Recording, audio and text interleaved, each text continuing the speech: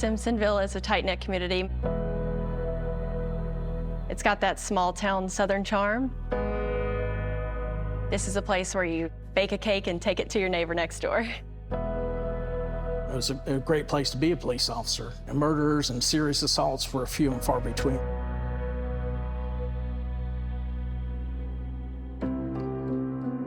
My name is Patty Piver, and Katie Blauvelt is my daughter. Katie was 5'1". She was a teeny little thing. She was just a free spirit. She made friends so easily. She loved animals. That was her biggest thing. She loved animals. She touched a lot of people's lives. She did.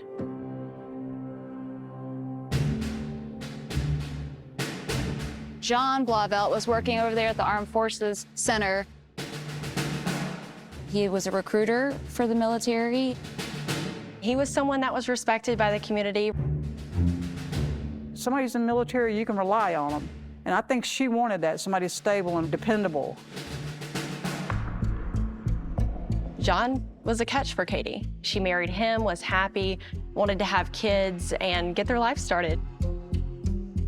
They were moving into their new house, so everything was really cool. What did John and Katie seem like as a couple to you? At first, they were really great, honestly. They had a little honeymoon after they got married, and once they got back, things were no longer as good as they were. It seemed like ever since then, just everything went downhill. Their marriage had fallen apart. Hannah Thompson and John were hanging out a lot. He started dating Hannah Thompson, who I believe was 17. And was Hannah in love with him? 100%. She loved John and she wanted to be with him, and Katie was a problem for her. And if they got Katie out of the way, she could have John to herself. On October 24th of 2016, Katie Blauvelt went missing. She disappeared. She disappeared. Off the face of the earth. Yes. And now nobody can get in touch with her. Her phone's cut off. We don't know what's going on. Shortly after midnight, I got a phone call from our chief of police at the time, and he advised me that they'd found a body at an abandoned house. Very dilapidated house. How had she died? She'd been stabbed in the neck. John did it. I know John did it. Oh yeah, I immediately thought John. We did our first interview with him several days after her body was located. I'm just gonna ask you point blank, did you kill Katie? No. Okay. Do you know who killed her? No. Shortly after that interview is when he fled the state. John disappears and he is on the run. John Blauvelt goes on the run. Where's Hannah? With him. I contacted the United States Marshals. This is their bread and butter, what they do best. I'm a deputy U.S. Marshal. We go after fugitives, violent offenses. He's been trained on how to defend himself. He's been trained on how to kill. Does that make him a unique fugitive? It does. So we don't know where he's going to go. We don't know what he could be doing next. And when you heard that he was on the run, what'd you think? I was like, oh my God, you're never gonna find him.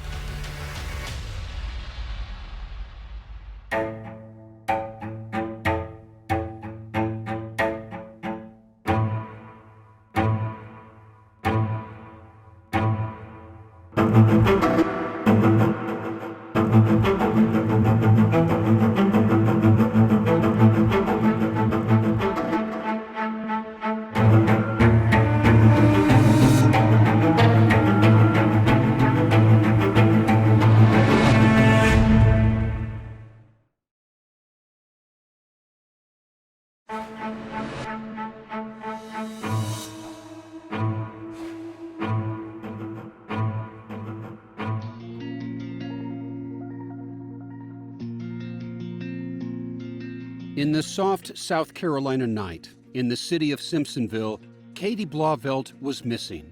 It had been 2 fearful days for her mom, Patty Piver. I just was terrified that something was going to happen to her.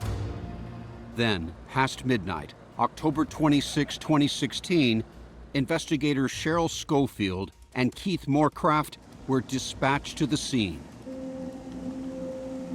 Katie's mangled body had been found in an abandoned farmhouse. 22 years old, a knife blade left in her body. There was a rectangular concrete box kind of in the center of the basement. We found Katie's body inside of that box. Her body had basically been folded into this box.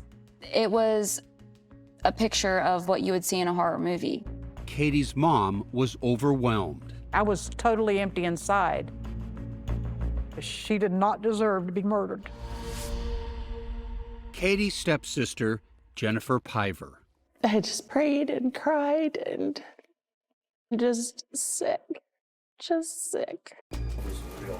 Moorcraft and another investigator went to tell John Blauvelt his wife's body had been found. We went to make the death notification. I'm so sorry for your loss, sir. At first, Blauvelt appeared distressed. But as the conversation progressed, his demeanor changed. Didn't ask normal questions such as, where did you find her? How did she die? He wasn't shocked by the news. He didn't seem to be at all. What did that suggest to you? That he knew how she had died. He knew where her body was. John Blauvelt did have one question, but it wasn't about Katie. Am I being charged with a crime? Because he's recording me, and I'm not comfortable with that. You're not being charged, okay, with a crime right now. Right away, you sensed this could be our guy. I was pretty confident at the time. But they couldn't arrest him on a feeling. First, Moorcraft and Schofield had evidence to gather and a case to build. But just as they got started, John Blauvelt took to the road. Traveling with him, Hannah Thompson, his new girlfriend, all of 17. How concerned were you about Hannah's safety? If he was willing to kill his own wife, there's no telling what kind of danger Hannah Thompson would have been in by fleeing with him. But John Blauvelt hadn't always been considered threatening. Back in 2014, in this quiet city of some 20,000, he was a welcome part of the community, the larger-than-life public face of the U.S. Army. A person of principle, someone willing to sacrifice for his country. That's what I think. These are all admirable traits, right? Exactly. It was then that John met Katie, just yards from his recruiting office, at this sub shop where she worked. Katie turned 20. John was 26. They started dating. And they just hit it off. She's lovable, caring, funny. Who wouldn't fall in love with her? In the summer of 2015, recruiter John Blauvelt convinced Katie to enlist. But after just 2 months, a health issue prevented her from finishing her training. They found a problem with her spine. She got a medical discharge out of the Army. While Katie's military hopes were dashed, John told friends he had found his calling. He loved his military career. That's one thing we learned, is that his career was everything to him. With his war stories about his deployments in Iraq, his sharp uniform decorated with service ribbons, John impressed local teenagers. Like, to me, like, he had all his ducks in a row. Almost like a role model, right? Almost like a role model. More than, like, it was definitely like a role model. Allie Somerville, a close friend of Katie, says she often ate lunch with John at his recruiting booth in her school. She adds he also sometimes showed up at local hangouts. I thought he was cool. He was very interested in your life, what you were up to and things? Yeah, he made sure I was okay. But as he began dating Katie, her family was never half sure about John Blauvelt.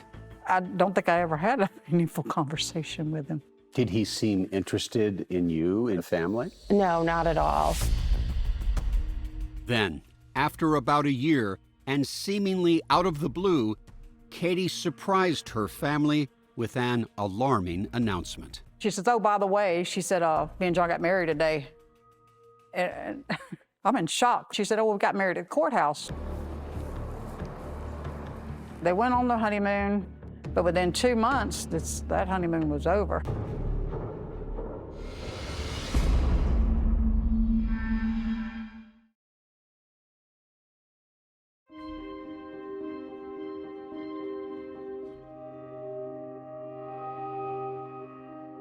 Staff Sergeant John Blauvelt and his new bride were putting down roots in the community.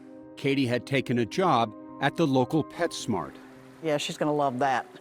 And she did. And she was passionate about She was. animals. This could be a career for Yes. her. As for John, he already owned this 4-bedroom home in Fountain Inn, right next to Simpsonville, where investigator Cheryl Schofield worked. Once they got married, this is the house that they were supposed to move into and have a family. She wanted a family. She wanted to have kids. Katie moved in, and soon the house was crowded with kids, but not the kind Katie imagined. Unfortunately, the only kids that were here were the teenagers that John Blauvelt invited. John had invited Katie's niece to stay with them, and later Hannah Thompson and Allie Somerville crashed there too. Allie says it became a party destination for kids from their high school, where John often worked as an Army recruiter. We were just smoking weed all day, every day. And how old were you then? 16. And Allie claimed it wasn't just weed that was the draw. She said at times there was booze, acid, and cocaine. This is with the U.S. Army recruiter, right? He was Army recruiter, yeah. Letting us party at his house. Like, this is awesome. Patty says it wasn't long before Katie grew frustrated with all of the partying and told John it had to stop. Her dream house turned into a party house. Right. And that's the last thing your sister wanted, right? Absolutely. As Katie and Blauvelt drifted, Hannah Thompson was there to fuel the fire. Hannah absolutely despised Katie. And what was the nature of Hannah's relationship with John as time went on? Hannah became John's puppy. Anytime that John would tell her to do something, she would do it. It was all too much for Katie. According to police records, after being married less than 3 months, Katie moved out. Captain Schofield says John and Hannah wasted no time. She moved into John Blauvelt's bedroom in this house when Katie moved out. Whoa, that's creepy. Like, you're in your late 20s and she's 17, dude. Like, you're not supposed to be doing stuff like this. Hannah's father went to the police and told them he hadn't seen his daughter for 2 weeks. That night, on February 26, 2016, cops showed up at John Blauvelt's house. When they arrived, what happens? They tried to make contact with John, and John refused to come outside. Allie Somerville was inside the house with John and some other minors when police arrived.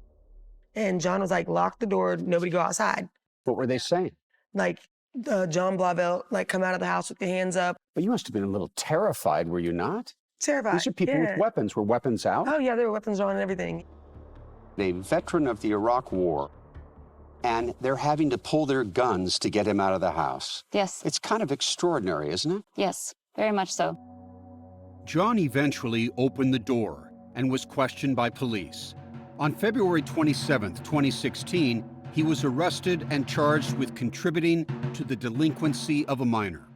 His soldier's image replaced with a mugshot. He's the exact opposite of what everybody thought he was. Exact opposite. And soon, Blauvelt's troubles would get even worse. Police talked to Katie the day Blauvelt was arrested.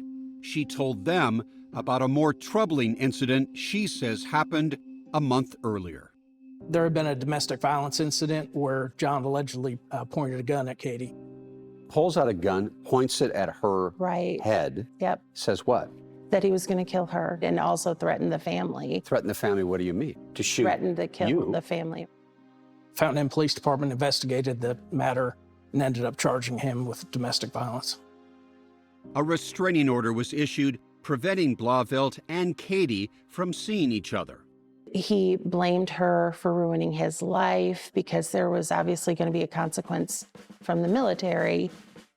That consequence came just a few days later, when the Department of the Army cut John's pay and suspended him from the recruiting duty that defined him. You can't do this and be a military recruiter.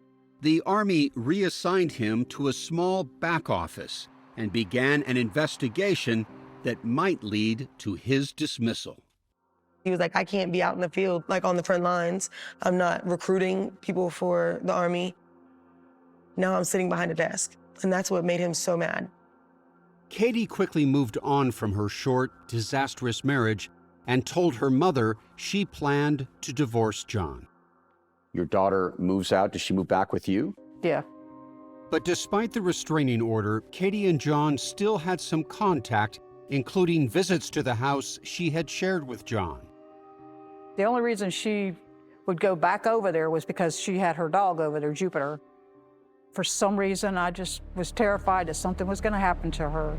As for Blauvelt, the military career he cherished was in tatters.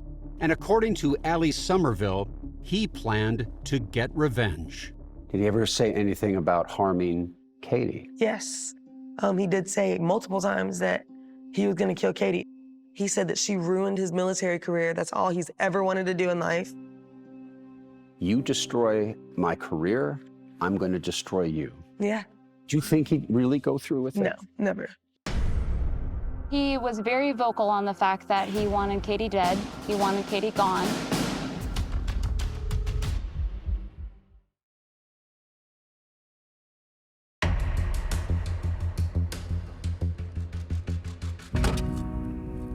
Police say Katie Blauvelt was last seen alive on October 24, 2016, at her job at PetSmart.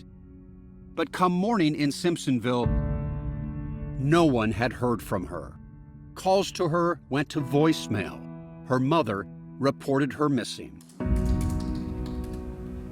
Did she tell the officers she spoke with that she was suspicious of John Blauvelt? She did.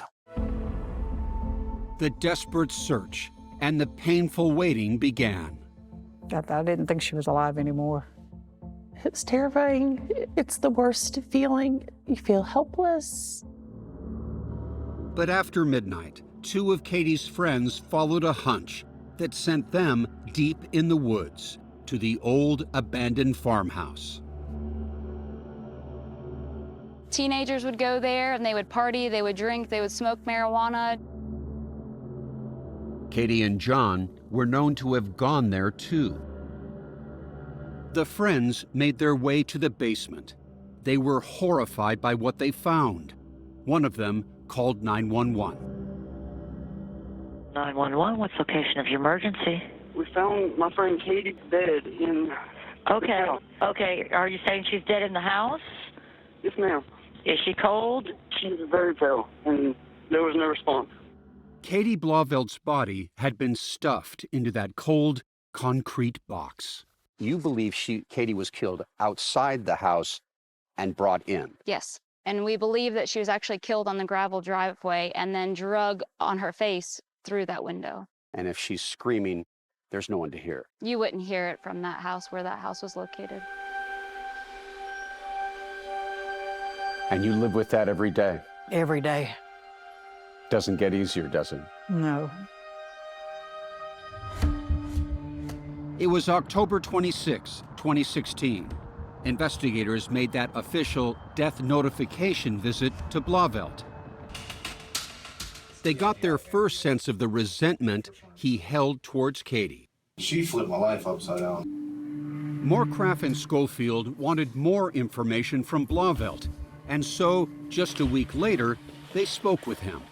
Anything you say can be used against you in court. Didn't seem to really care that she was gone, let alone had been murdered. I lost a friend. Maybe not the best wife, but I lost a friend. He told them he visited Katie at the funeral home. Did you go by yourself? Yeah, well, I took Hannah with me. Did you? Blauvelt said he hadn't seen Katie in months. Their marriage had been a non-stop argument. What kind of stuff were y'all arguing about? Everything. Just normal. Just normal stuff. He seemed very arrogant, cocky, narcissistic. Then the cop fired, point blank, that question. Did you kill Katie? No. Okay. Do you know who killed her? No. Sitting across, talking to this man, what are you sensing in John Blauvelt? That he very much is the one who more than likely committed this murder. Like he was put off, like we were taking up his time. That he was smarter than we were, and that he was going to get away with this. Next up, Hannah Thompson. I don't know anything about her murder. You do. I don't. You do. Investigators confront Hannah. sensing she must know something. Tell us exactly what happened to Katie. I really don't know. And while they suspected Hannah might know something, they did not know exactly what. I can tell you already, you're lying to me. Okay? You do not want to get wrapped up in catching a murder charge. Right. You're 17 years old. You have your entire life ahead of you. Mm-hmm. You may love John, and you may think you two are going to get married and walk down the yellow brick road. Okay? But no man and no woman is worth going to prison for. Mm-hmm. Do you agree? Yes, sir. Okay. If you know something and you're trying to cover up for it, you're going to go down with the person who did this to her. For knowing anything, whether it was beforehand or after the fact, you're going to go down with them. Investigators showed Hannah an autopsy photo of Katie. Look at her, Hannah. She's right I here. don't want to look at her. That's your friend. I don't want to do this anymore. Don't want to do what? Don't want to help us find out who killed her? Can I please leave? Can I please leave? Hannah, this is a friend of yours that I we're trying to do. and I want to help, but I Oh, can't. listen. With no help from Hannah, police hands were tied. We had to let him go. Potential hard evidence had to be processed, including Blauvelt's cell phone records and his DNA. It's very aggravating because we know we're sitting across from the person who killed his wife, and shortly after that interview is when he fled the state. He had taken this red GMC Yukon. And he was gone. He was. John Blauvelt, trained in survival and combat, suddenly loose on the open road. I didn't think they were ever going to find him. He just disappeared off the face of the map. And so did Hannah Thompson. Police believed she was with Blauvelt. Prosecutor Kinley Abey would begin building the case with the chilling evidence she says he left behind. First, what I want to kind of show you is, the knife that was found in Katie's neck. And so what you can see here is this x-ray that the actual knife blade broke off inside of Katie. What you're holding there is what I'm seeing on this Exactly, X-ray. matches exactly right there. That's what was found and lodged in her neck. And that's how she died. Simpsonville police knew they needed help to find John Blauvelt. I contacted the United States Marshals. The investigation is, let's find him, let's find him, let's find him.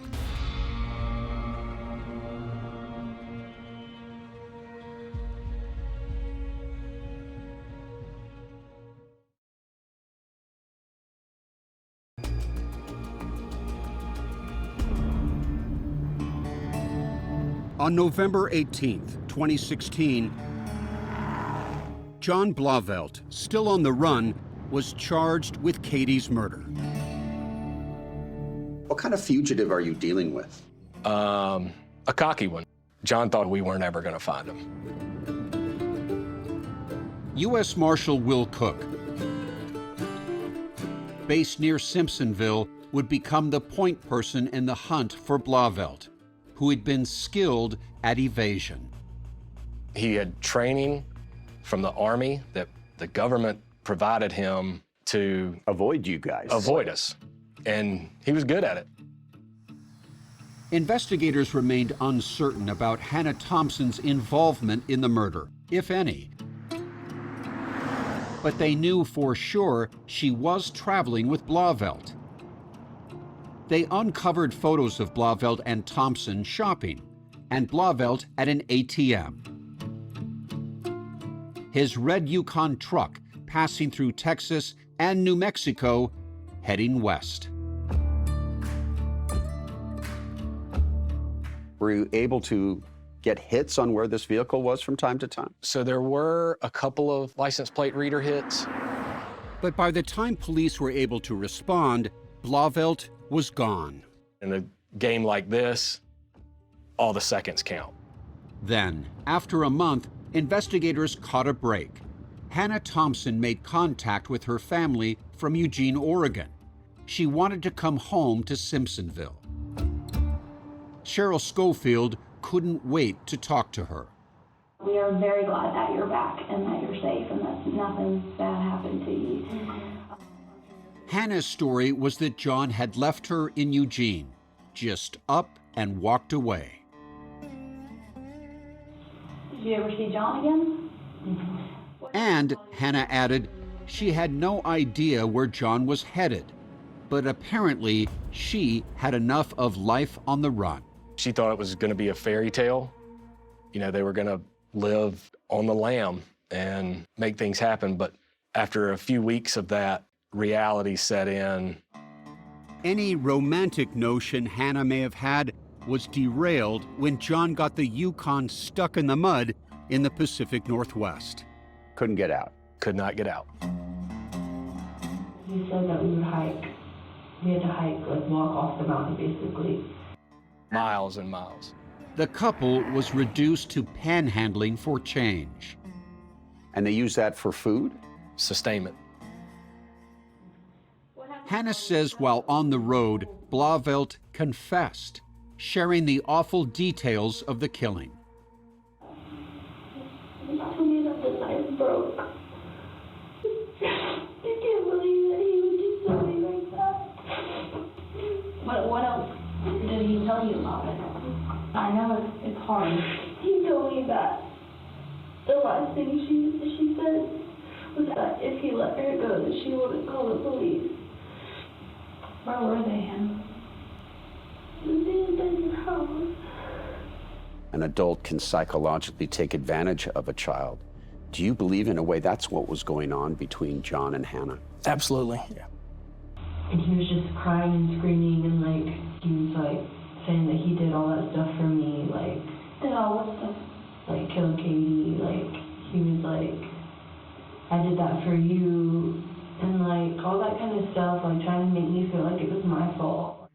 Hannah told conflicting stories about her involvement, eventually saying she dropped Blauvelt off by PetSmart the day Katie disappeared, and then left.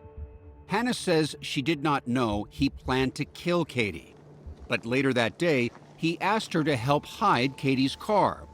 She also admitted she had lied in her first interview just days after Katie's murder. He told me that if I lied to the police, that he would keep me safe. Investigators did not charge Hannah right away because they needed her. We had a long-term goal of A, finding John, B, prosecuting him. And she was the key to a lot of that. We're still hunting for John. Okay. They hoped she might lead them to Blauvelt. Has John contacted you by Facebook at all since you separated? Or has contacted you by any means at all? Please don't keep it a secret from us. Okay? But if Hannah knew where John was, she wasn't ready to tell them. I still really care about him. Even though he did something like really bad. Like I feel like I should hate him. And part of me does, but part of me just keeps thinking about how he used to be. Blauvelt was still out there. Months turned into years. Lives changed. He's beating us, and we don't like to lose. It's driving you crazy. It's driving us crazy. Was it frustrating that you retired with this case still out there? It was very frustrating, and it was the only case that I still had that was open. Those who knew Blauvelt thought justice for Katie might never come. John is the type of person that if somebody was going to get away with it, it would be John. I never really thought that they would get him. The cops in Simpsonville interviewed Hannah repeatedly over the years.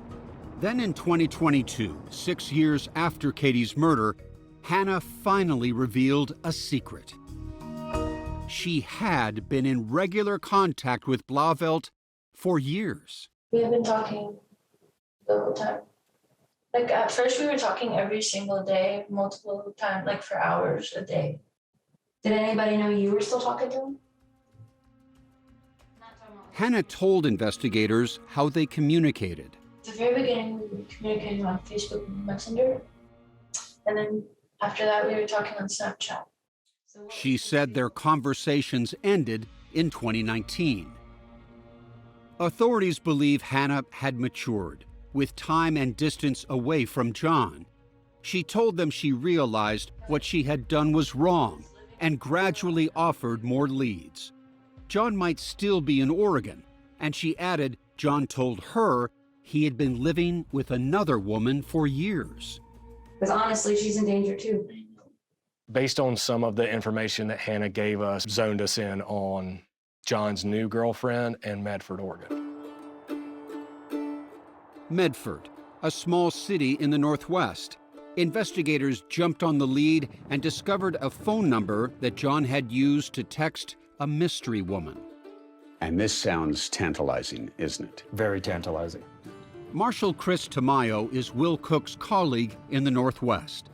His team got an address that corresponded with the mystery woman's house. He took us to the scene. They started to stake out the house. Stake out the house, and they followed a subject out, a male, that appeared to match our description. But 6 years after John allegedly murdered Katie, how could investigators be certain they had their man? John has some unique tattoos. Can you show me? So this is a still shot from one of John's initial interviews with Simpsonville police. The tattoo of a pirate. It was a quiet morning in Medford. As I'm starting to pull through this neighborhood, my heart is racing. The marshals made their move. That's the house right there. Now, did you see any activity? We did see him come out. He was just coming out shirtless. But was it for sure John Blauvelt? A pirate told the tale. I could see his pirate tattoo. Right, it's about to happen. It is.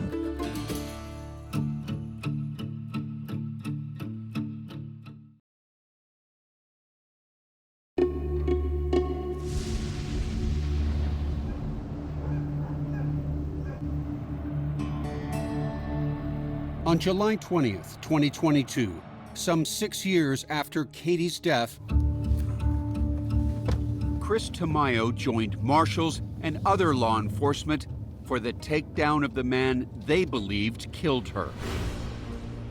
John's about 3/4 away down the driveway, and the guys start going right at him, giving him commands. Police, show us your hands, get down on the ground. And what does he do? His eyes got wide, pure shock, and he drops down to the ground fast. John Blauvelt under arrest. He's getting handcuffed? Handcuffs. But the suspect told the marshals they had the wrong man. He said, "I'm Ben Klein." I said, "No, you're not." And he's stuck with Ben Klein. Ben Klein? We have a device that allows us to mobily print someone in the field. Fingerprint? Fingerprints. It took less than 5 minutes for Ben to become John. Your fingerprints show that you are John Blauvelt. You are wanted out of South Carolina. He knew it was over. He knew it was over. When the marshals went inside the house, they realized the raid could have taken a fatal turn. There was a firearm, a handgun, sitting right on the nightstand. And what did that tell you? That was an indication to us that he probably would have given a fight. All of it was apparently news to the woman Blauvelt was living with when she returned to the house later that day. Pure shock. She was visibly shaking, crying, scared. Tamayo recorded audio with her at the scene. So he's being arrested on charges out of South Carolina. For murder. Are you serious? Yeah. I can't believe any of this. This is like a nightmare. I'm sorry. Blauvelt's girlfriend told the marshals she had no idea who he really was. We've been together for like 6 years. He would do random odd jobs. He was basically here watching my cats and my dog all the time. She loved him? She loved him. The news hit Simpsonville like thunder. I was over the moon, just freaking. It's just, that was such a great day. And I was completely elated. John Blauvelt would go cross-country again, this time handcuffed, brought back to a South Carolina jail to await trial. Just 3 months later, Hannah Thompson would be charged with 5 felonies, including obstruction of justice and accessory after the fact. She would plead not guilty and be released on bail. Prosecutor Kinley Abey, who began putting the case against Blauvelt together a few months after Katie was killed, would team with John Metters, preparing the case for trial, starting with that blade investigators found in Katie's neck. Doesn't get any worse than that, and that's what she died from. And you can actually see through the collar of the shirt where that knife blade entered. And you can see it right there. Right into her neck. They focused on that abandoned farmhouse where kids once partied, where they found Katie. They would throw their bottles, their empty beer cans, and that's exactly where he discarded Katie's body. So do you think John was making a statement by placing her body Absolutely. in this bin that normally you put trash? Yeah, absolutely. Prosecutors say Blauvelt blamed Katie for the abrupt end of his military career. It's all Katie's fault. He's not responsible for what he did. He's blaming his wife. Yes. And there were John Blauvelt's own words. While on the run, he kept a journal that the marshals found. Like a diary, correct? Correct. And it held a damning entry. So at the end, it says boldly, "I did it." And for you, that's what? That's evidence and proof that he murdered Katie. In September 2024, 8 years after Katie's death, John Blauvelt went on trial for murder. Patty Piver described the child she adored. She was sunshine. I mean, everybody loved her. Allie Somerville stared at the man she once called a role model. He looked like a stone cold killer to me. The prosecution's key witness was Hannah Thompson. She would admit to helping Blauvelt the day Katie died.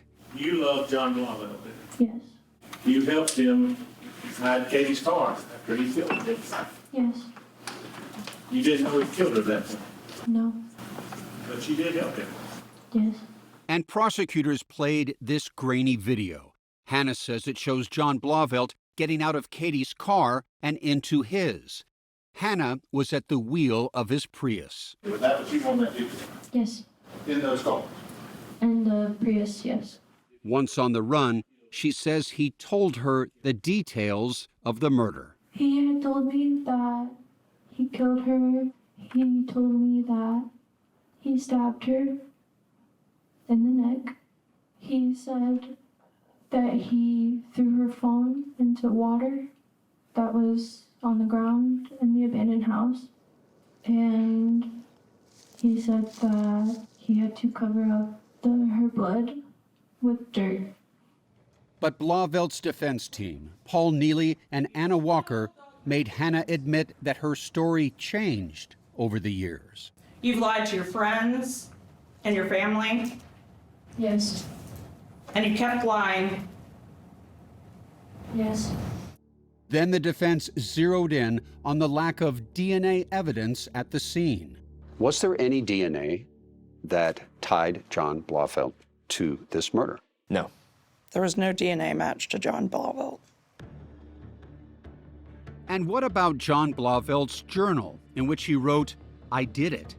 His lawyers told 48 Hours much of it was a fantasy. A lot of this journal is filled with these fictional stories of observations. It's filled with poems, drawings, all kinds of things. As for Hannah Thompson, You heard she has 5 pending charges for the information she ultimately provided to law enforcement. the prosecution pointed to the importance of her testimony. She is facing 55 years in jail upon conviction for those crimes. And she got up here with no deal. State didn't offer her a single thing. No agreement to dismiss her charges, no cooperation agreement, no nudge, nudge, wink, wink, none of it. She got up here and testified, and she told you because she thought it was the right thing to do. She did a great job going up there and telling the truth and giving the key details of what John had told her, what he had done to Katie. The trial lasted 4 days. the jury was out for some 5 hours. As to the charge of murder, we, the jury, unanimously find the defendant, John T. Lavelle, guilty. John Blauvelt has been found guilty for the murder of his estranged wife, Katie Boyer Blauvelt. Taylor Farmer covered the case for WSPA. It was very emotional in the courtroom, kind of quiet, but you could tell Katie's family was very emotional. As soon as the jurors got out, I just started crying. John Blauvelt was sentenced to life in prison without parole. He's a monster. She was helpless. And what did the family think about Hannah Thompson, who allegedly covered for Blauvelt for so long? I would think she was a stupid 17-year-old until at trial when I heard how long she had been in touch with him. You are not willing at that time to turn him in. I have hard feelings about that. It's unfathomable. What would you say to your sister today, if you could? That I'm sorry, that I love her, and that I think she was brave.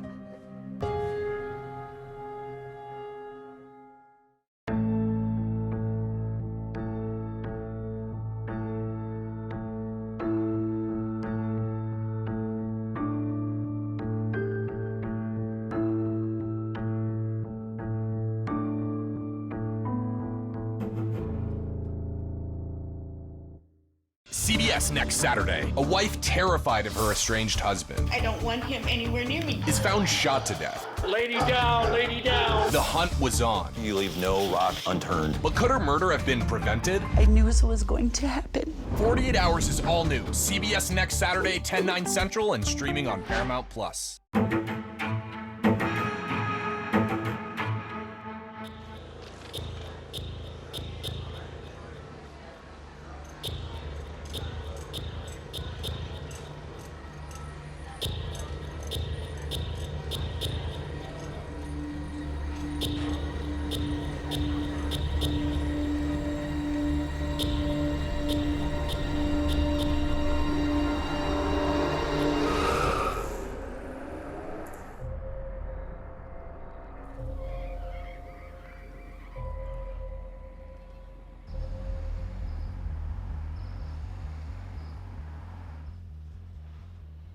It was so unusual for something like this to happen right outside your door. Behind the gates of a beautiful community. Well, as they say, a lot of things go on behind closed doors. The Chadwicks lived a very suburban life. Peter was very quiet, very soft-spoken. QC, she was bubbly and vivacious. When you say bubbly and vivacious, did she have a sense of humor? She was very funny, yes. And so smart and talented, she could do anything. Our kids started the same school as her children. They were all friends. QC, she came from Malaysia, not speaking English, and she met Peter in school, she told us. Peter would work out of the home, managing the family investments. You know, they lived well. So from the outside, did it seem like the Chadwicks had this idyllic life? Yes, from the outside, it definitely seemed that way.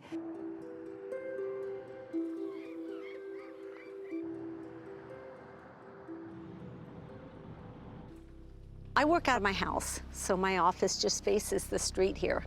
Between 4 and 5 p.m., I saw cop cars in front of her house. 449, 1120. And I'm thinking, what's going on? One of our other friends, she came right up to me and said, "Karen, where's QC? Where's Peter?" At that point, we just knew that she didn't pick up the kids. It was kind of talk of the neighborhood, and that Peter and her were missing. We send a patrol officer out there, so they go inside. It just looks like a typical Newport resident where there was lunch being prepared, the house is immaculate, there's still vacuum lines in the carpet, everything's made, it looks good. And then when they go upstairs and they walk into the master bath, they realize there's a broken vase and a little bit of blood splattered around. Now we're actually starting to get worried about it.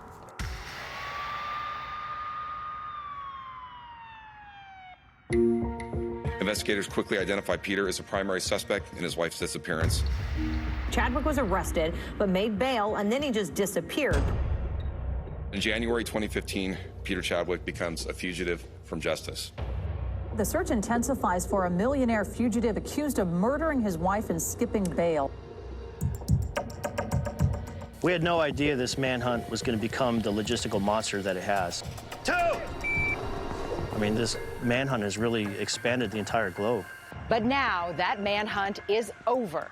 Peter Chadwick's life on the run ended, and we'll tell you how law enforcement got their man.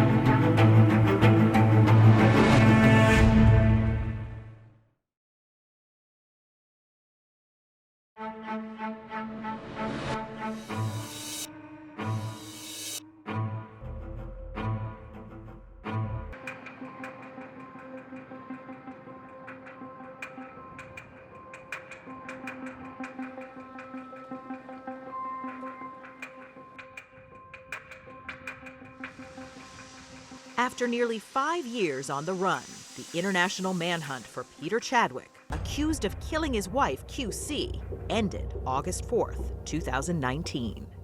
We're pleased to announce that Peter Gregory Chadwick was located in Mexico on Sunday night.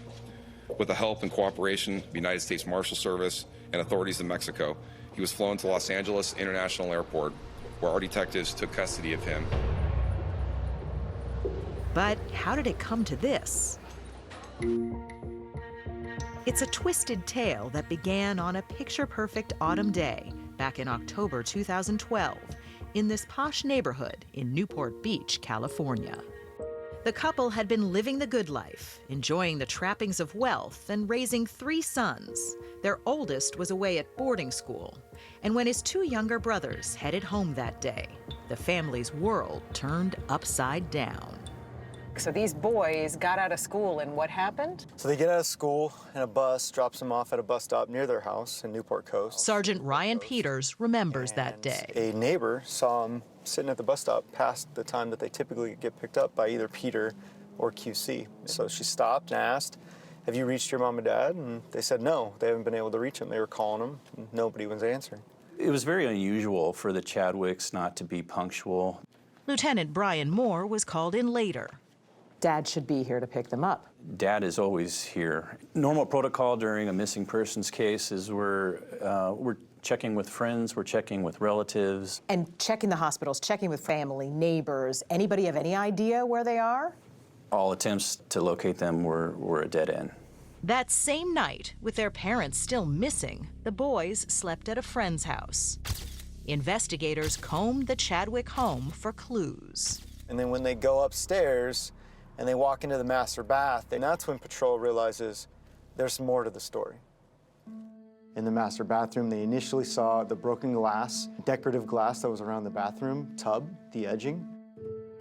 We had blood at the bottom of the bathtub. As you continue through the downstairs, the safe is clearly ajar. So it's starting to look like more than just a welfare check situation. Yeah, obviously whoever left in haste. It looked quite suspicious. We were all in shock, like, where is she? What's going on? Why is she missing? Word that the Chadwicks were gone spread quickly through the neighborhood. Heidi lived just across the street. What were they like? Well, QC was the one with all the personality. She was always looking forward to my annual Christmas party because she came over, she got to dress up, and she looked like $1 million, and she had fun. My first impression of her was that she was a completely devoted mother. Karen Thorpe had known QC for years. Their children went to school together. She was very determined to make sure they were getting good grades and they were completing their assignments and they were taking music and they were doing a sport, and she wanted them to be the best at everything. And how were they? They were the best at everything. Their father, Peter, came from a wealthy family. He was born in Britain and had dual citizenship. QC's family was also affluent. They met at Arizona State University. Did you get the sense that she was very in love with him? Yes, that she was in love with him and that she depended on him also. What do you mean depended on him? QC found our country to be a bit new and strange, different from where she had come from, and she was learning about how to do things here. Did you get the sense that Peter liked her depending on him? Yes. Yeah. We definitely all felt that he was completely comfortable with that. She was definitely less independent than many of her friends. QC and Peter married in 1991. When he grew more successful, the couple moved to that home in Newport Beach. They eventually had 3 sons. Art Scott taught the 2 older boys piano. They were great students. They did everything I asked. I would teach them.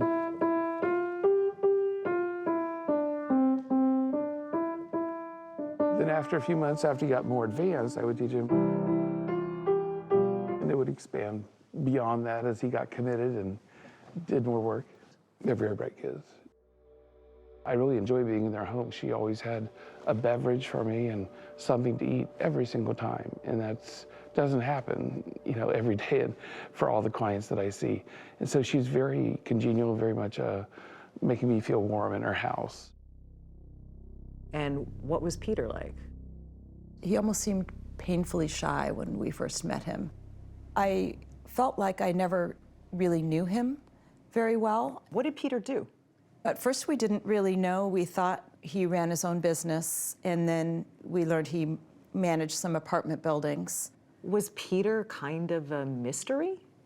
Yes, Peter was a mystery. But Karen says she did sense that the couple's dynamic had been evolving over the past few years. QC was really beginning to come into her own and be her own person. I'd say she was less insecure about what to wear and what to do, and she was able to follow more of her way of doing things. So you could see the self-confidence? I could see the self-confidence, yes. I felt at the time like I really knew the family, but I have to say, with so many things in life, you never really know about people's inside lives and what's really going on. Now, police were left with 2 missing parents and those disturbing clues in the master bathroom. And what were the boys saying? Boys had no idea where Mom and Dad were. Anybody have any clue? No, at that point, nobody had any clue at all. But that wouldn't last long. The first big break came here, near the Mexican border in San Diego. It was just before dawn the day after, when someone here, 100 miles from Newport Beach, called 911 with an emergency. It was Peter Chadwick. 911 emergency, this is Crystal. They took her. Who took her?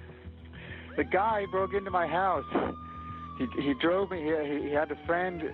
I think they're going, they might be going to Mexico or somewhere.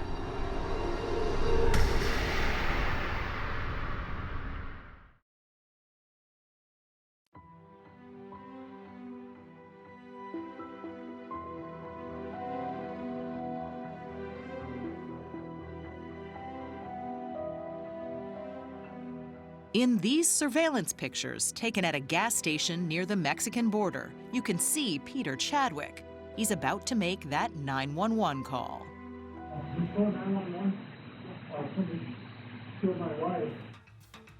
Chadwick tells the operator QC had been murdered. My wife's dead. They've gone in a pickup truck. So your wife is dead? She's dead. Hold on, let me get my supervisor on the phone. This is the gas station where Chadwick called 911? Yeah, this is where he chose to kick off our investigation. And this was a huge break. This was huge. Sergeant Ryan Peters. Just to get a sense of where we are, how close are we to the border? Is that... It's right there. What are we looking at? We're looking at Tijuana. We're that close. We're that close. What did Chadwick tell 911? Chadwick calls 911 and says he was kidnapped and he was kidnapped by a guy named Juan, who had killed his wife in Newport Beach. How do you know Juan? I picked him up to look at some painting work at the house. I brought him to the house. So Peter and Juan go back to his home, and then what did Peter say happened? At some point, Peter and Juan separated. Juan continued upstairs, and Peter went down to his office. Peter said within seconds he heard his wife, QC, screaming.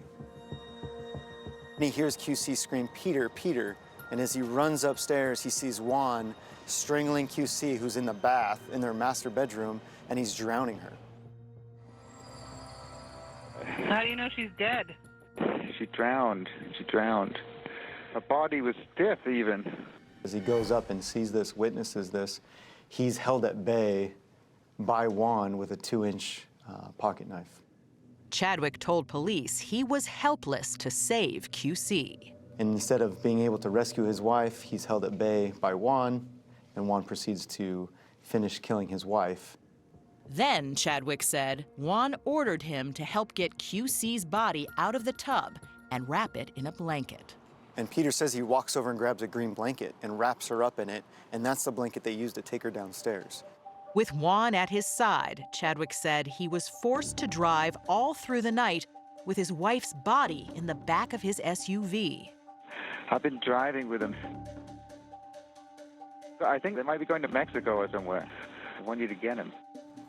Chadwick says that's how they ended up here, at this border town gas station, where they met up with another man named Chi. And they took the body out of Chadwick's car, put it in a truck, and took it to Mexico. Chadwick says Juan and Chi drove away, leaving him alone with his vehicle in this dreary parking lot. 911 emergency, this is Crystal. That's when Peter made his 911 call. Okay, and where is she now? They have her body. They said they're going to cut her up. What color car did Juan leave in? What? What color car did Juan leave? Dark green, like a pickup van, but covered. What do you call it? And Chevy. Within a few minutes, police arrived and took him to the station. Lieutenant Brian Moore says his detectives found holes in Chadwick's story. Any signs of Juan at all? No. Chadwick told 911 that QC was killed at about 11 o'clock the previous morning. But surveillance footage shows Chadwick's SUV leaving his gated community in Newport Beach about 2.5 hours after that. Police say there's no Juan in the vehicle. And later, Chadwick's at a toll. Again, no sign of Juan. Everyone we talked to and described this Juan individual, no one had any idea who that was or could give us any information related to this person. What about Chi? No. Some of the video surveillance we picked up in the area where Peter said he met this Chi person, there was no other vehicles involved that we could see. What's more, Chadwick's own body had some incriminating injuries. He had scratches on his neck and arms. He had a bite mark on his forearm. Did he try to explain that as these came from Juan? He explained some sort of a struggle between him and Juan, but there was never any specifics on how he obtained those injuries. And then there was this, a packed suitcase in Chadwick's car. We had a suitcase, all male clothing inside, that was just kind of thrown in there, as if somebody kind of packed hastily. I'm sorry, there was a bag in the car of men's clothes? What kind of kidnapper says, hey, go ahead and pack yourself an overnight bag? Which is part of the problem. That's not normally the thing that happens, no. QC's friend Karen says nothing Peter said made any sense. When you first heard that story, did you buy it? Absolutely not. I don't even think the 911 operator bought it. If you've heard the tape, her reaction is, really? Okay, what? Down to Are you on any kind of medication, sir?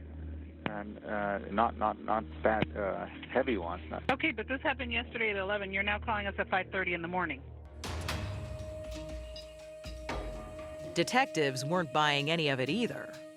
During the initial contact, Peter was kind of all over the map. His story was very disjointed.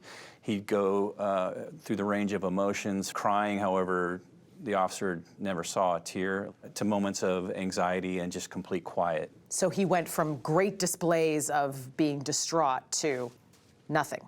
And the most interesting thing was during the entire contact with law enforcement and with our detectives, he never once asked about his kids. He never asked about the boys? No.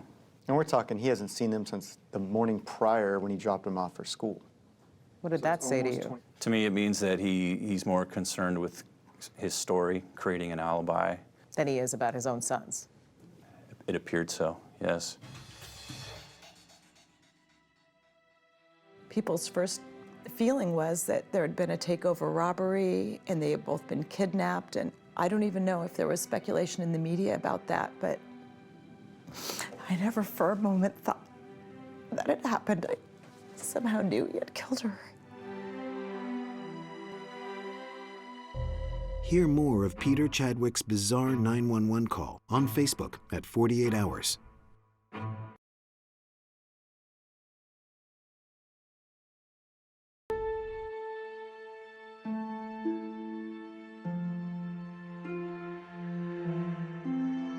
I remember calling and I said, he's killed her, hasn't he? I can't tell you why I knew. My friend said, are you okay? Are you at work? And I said, I am, but I'm going home now. On October 11th, 2012, just 6 hours after that 911 call, Peter Chadwick was arrested for murder. He wasn't defensive, angry, sad, emotional in any way, as if somebody that was being placed under arrest that was innocent would have acted. Almost like he wasn't surprised that we were putting handcuffs on him. Chadwick quickly lawyered up and stopped talking to detectives. The community was shocked.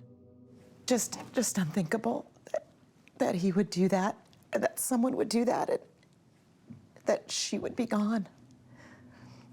Karen Thorpe could only guess what led to her friend's murder. I think over time, knowing QC, it seemed that she wanted to become more independent and she would start doing more things for herself. And I wondered then if maybe some of her reservations and insecurity were because of Peter. Why do you think she didn't confide in you? I think she was very proud, and I think everyone was shocked. Brian Moore believes QC had uncovered a dark side of her husband. Probably the most telling things that we discovered was a handwritten piece of paper that had Peter's computer search history on it. It looked like it was written out by QC. And what did that say? How to torture, Chinese sex massage, abortion costs in Orange County. These were all in his search history? Yes. So as we dug into it further, we started to get the real account that there was some turmoil in their marriage. There was some talk of divorce. He visited prostitutes? Based on his search history, we have to assume so. This isn't that happy Newport Beach family that it appeared to be from the outside. Absolutely not. In court, Peter Chadwick pleaded not guilty. His two sons, who had lived at home, were now with their mother's brother more than 50 miles away in the Los Angeles area. Their mother was missing and presumably dead. Did the boys have any idea about what happened to their mother, what their dad was doing? None whatsoever. Then, 7 days after Peter Chadwick called 911, detectives got another big break. This time, a tip they say they can't discuss that led them to a location in the mountains, more than 100 miles from Newport Beach. This is remote. It's extremely remote, kind of South San Diego County, in the middle of nowhere. So where are we headed? So we're going to crime scene number 2. Detectives found themselves on this barren mountainside in rural San Diego County, Wildcat Canyon. They believe Peter Chadwick came here that night. What do you think he's thinking as he's driving up this road? If you kind of put yourself in his position, he's been driving around for hours, over 10 hours with QC's body in the car. He needs to find a place to drop the body. He needs to find a place to drop the body where he's not going to be seen, where it's dark and it's not going to be seen anytime soon after he drops it. The first place he comes to is this little road. Yeah, it's right here. That's it? That's it.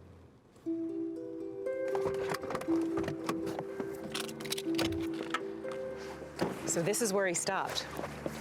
We were not sure if we were ever going to find her. The chances were slim to none. When we lifted it up, it was full. So what did you see? We started finding QC's items.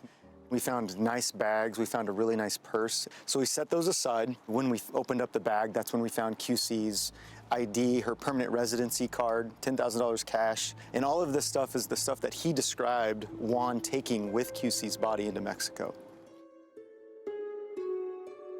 And wrapped in that green blanket, QC's body. It was a huge break for us. The dumpster was scheduled to be picked up the Thursday morning, which was the next morning after we believe Peter disposed of QC's body. The issue with that was there was some kind of billing dispute. So they were supposed to pick up the dumpster, but they didn't. Once detectives finally found QC, the medical examiner was able to determine how she died. There was a pretty violent struggle, which resulted in strangulation and possible drowning. As the state built its case against Peter Chadwick, he sat in jail. That is, for 2 months, until December, when bail was set at $1 million. No sweat for the multi-millionaire businessman. I heard he got out on bail, and I remember being absolutely infuriated and disgusted, and he should not be out on bail. Prosecutor Matt Murphy says the court really had no choice. Chadwick was entitled to bail. We had a guy that had no criminal background. He had roots in the community. Chadwick also had that multi-million-dollar home and 3 sons, and he surrendered his U.S. and U.K. passports. We can keep him on a short leash. We can keep him, engaged in the process. We can keep eyes on him. Peter came back and got her van, which was really creepy. He returned to get her van because his car was impounded.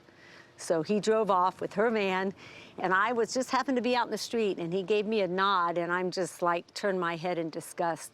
Even before Chadwick could face trial, Karen's mind was made up. He was shameless. Talk about chutzpah. He sent out an email inviting people to a 100-day vigil, candlelight vigil, at the home where he murdered her.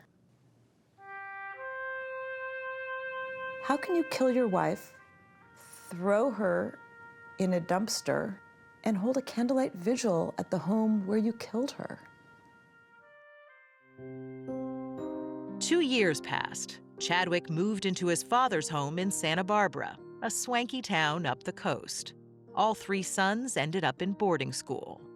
How solid did you think your case was as you headed for trial? Extremely solid. I mean, with all the circumstantial evidence, the body, the injuries, and the lack of plausibility on behalf of Peter's story. So overall, we thought we had this thing wrapped up.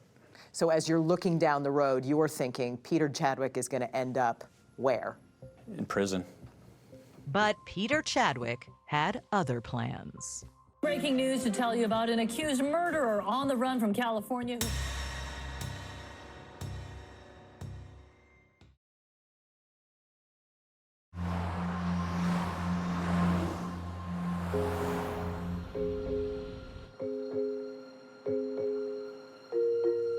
Peter Chadwick was awaiting trial and making his court appearances for hearings, doing what he was supposed to do. Until he wasn't anymore. Yeah, we got word from his attorney that said, I don't know where he is. After 2 years out on bail, Peter Chadwick disappeared.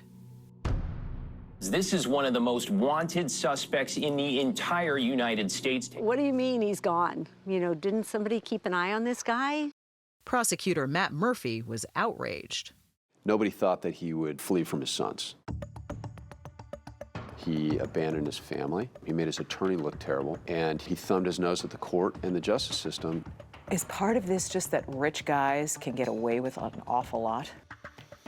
You know, it's frustrating. You shouldn't be able to take advantage of the system because you have money. And, you know, that's what happened here. Most people can't afford this bail. You shouldn't be able to do this because you got money. He took full advantage and he used his financial resources to do it. $1 million bail really wasn't enough to keep someone as cold-hearted and narcissistic as him to stay around.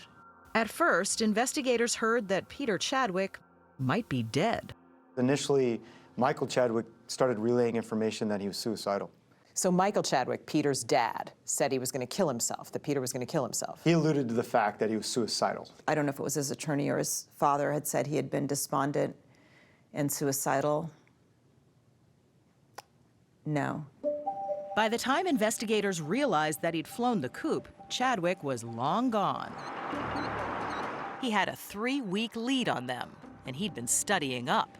They discovered books in Chadwick's home on how to disappear and how to change identities and leave false trails.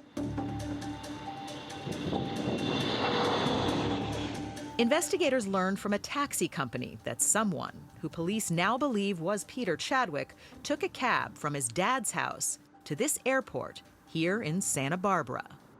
And get this, the cab driver says that the person he picked up that day was a woman.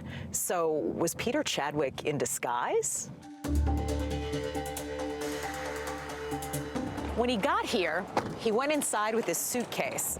And then he must have changed clothes because surveillance cameras have pictures of Chadwick dressed as himself hanging out at the Santa Barbara airport. Hours ticked by, but he never got on a plane. Instead, he went back outside, got into another cab, and drove away.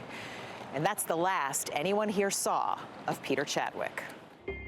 The search for Chadwick was now an international manhunt, with the U.S. Marshals leading the way. Here they are training in the mountains above Los Angeles. We're going to catch him. Marshal Craig McCluskey led the team that would track Chadwick. He's going to make a mistake. We're going to choke him off and grab him. Not only did Chadwick have a head start, his life on the run would be well-financed. What makes him so difficult to find is the fact that he fled with a decent amount of money. So it was about $1 million that he had in cash when he left? Approximately $1 million, yes. Do you feel like he slipped through your fingers? Yeah, I honestly wished, we could have wrapped this case up a lot sooner. He got the better of us at this point.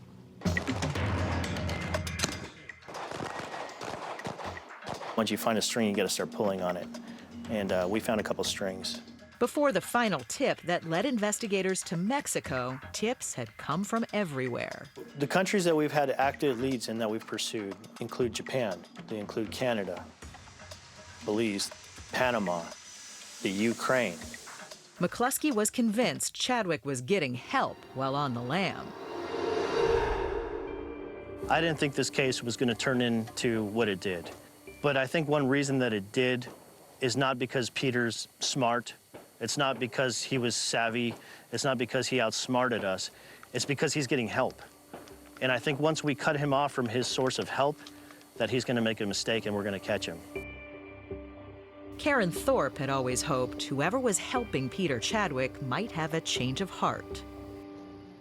Someone needs to come forward, someone with a conscience, someone who cares about those kids and who cares about what has happened to this lovely woman, this lovely devoted mother who has no justice. Justice would be in reach when the manhunt ended south of the border. But wait till you hear what Chadwick was doing while on the lam. He went from a real estate millionaire to bussing tables? Right, I think he was just desperate to fit in and stay on the run. He was willing to do anything to sustain his flight. All right, good to go.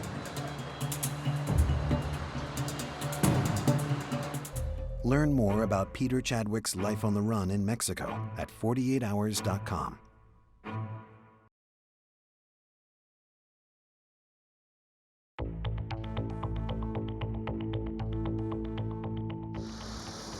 After almost 5 years, basically overnight, everything changed. August 4th, 2019, 48 Hours learned of a new dramatic development in the Peter Chadwick investigation. 48 Hours had the only news crew on the scene when Peter Chadwick landed in Los Angeles yesterday. He disappeared in 2015 after being charged with killing his wife. In handcuffs and shackles, authorities had their man, and Newport Beach Police Chief John Lewis made the official announcement. After receiving hundreds and hundreds of tips from all over the world, one of them led us to our suspect. The chief would not go into detail about what that tip was. Chadwick was picked up by Mexican federal police near the city of Puebla, south of Mexico City. I believe he was surprised. I don't think he expected to be arrested. Marshal Craig McCluskey was at the airport in Los Angeles when Chadwick arrived, and he slapped the cuffs on him. What's the first thing you said to him? Peter, my name is Craig McCluskey from the U.S. Marshals. I'm placing you into the custody of the United States Marshal Service. I think he had recognized me from the initial 48 Hours episode that aired. Wait, he watched the 48 Hours episode? I believe he did. He's going to make a mistake. We're going to choke him off and grab him. Our 48 Hours report on the hunt for Peter Chadwick aired in May 2019. And he recognized you from the 48 Hours? Well, because the first question he asked me, looked me right in the face, and he asked me, how's Ben? And Ben's his oldest son. I guess he assumed that I had some contact with his family. He said when he saw that episode, he realized that his situation had escalated a lot because he didn't realize the U.S. Marshals were after him at that point. So he was watching us, watching him? In essence, yes. And he knew how many people were after him. He'd seen the coverage. He really became stressed out. That was an incredible weight, yeah. I mean, you're looking over your shoulder every day. Details are still murky about where Chadwick spent all his years on the run. But when he was picked up in Mexico, he was living in this apartment. Peter was in a small village outside of Puebla, Mexico, about 2 hours north of the Guatemalan border and about an hour and a half south of Mexico City. The makeup of that town was mostly Caucasian, but also Asian community as well. His hideout was next to a country club. Had tennis courts, and of course, Peter preferred playing tennis. So he continued to play tennis? Yes. Did he change his appearance? He changed his appearance slightly. So his hair was a little darker. He had some facial hair. So he had a goatee. He tried to make himself a little younger, and I think he was successful in that. I mean, his face looked a little different. A little nip and tuck in Mexico? Possibly. I don't know for sure. Chadwick apparently used many fake IDs and aliases, including Paul Cook, Paul Craig, and John Franklin. He even had an ID card that it was a copy of some fictional security force, and he was representing himself as some type of analyst with top secret access with his photo on it. What do you think he used that for? Maybe to get some unassuming local police officers off his back. It's essentially a toy ID saying, hey, I'm a secret agent. Correct. But strangely, Chadwick never got a fake passport, and that may have forced him into some lifestyle changes. He'd started off his escape staying in nice hotels.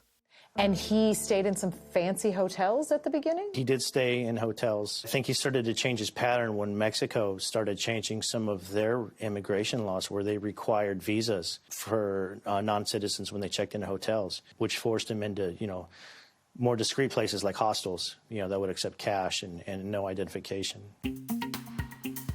And then there was money. Even though authorities figure he had about $1 million in cash when he fled, he occupied his days picking up odd jobs. What was he doing for money? He did flee with a large sum of money. Most of it he lived off of that, but I think he did some small things on the side, maybe taught conversational English or something like that to children to make a few extra bucks. I think he was bussing tables, working in kitchens. But he went from a real estate millionaire to bussing tables? Right, I think he was just desperate to fit in and stay on the run. He was willing to do anything to sustain his flight. One of the biggest investigative breaks that led the marshals to Chadwick was their discovery that he was in communication with people who knew him. We learned that he was receiving help from those close to him. To what extent, I don't know. And how the quantities of money that were provided to him, I don't know exactly. But we know that he was getting some assistance from those close to him back up here still. That information, combined with the new tip and old-fashioned police work by Newport Beach police, the marshals, and Mexican authorities, ultimately led to Chadwick's arrest. The bizarre thing is that this took, nearly 5 years to unfold, and then boom, it happened overnight. Yeah. That's entirely due to the relationship we had with the Mexican authorities. Their response to intelligence that was gathered and their own intelligence gathering techniques, that's really what paid off. At this point, authorities are not saying if they'll charge anyone else in connection with Chadwick's escape. Meantime, they're savoring their victory. Chief Lewis says he always knew Chadwick's days were numbered. Did you ever for a moment think he's gone forever? Not for a minute. I believe in our investigators. I believe in our process. I believe in the heart of this police department towards solving these cases. And so in my mind, it was just a matter of time before we got him. It wasn't going to be a if, it was a when. Did he seem at all relieved? He did, at the end a little bit. He said something along the lines of, it was getting hard to keep up with the lies.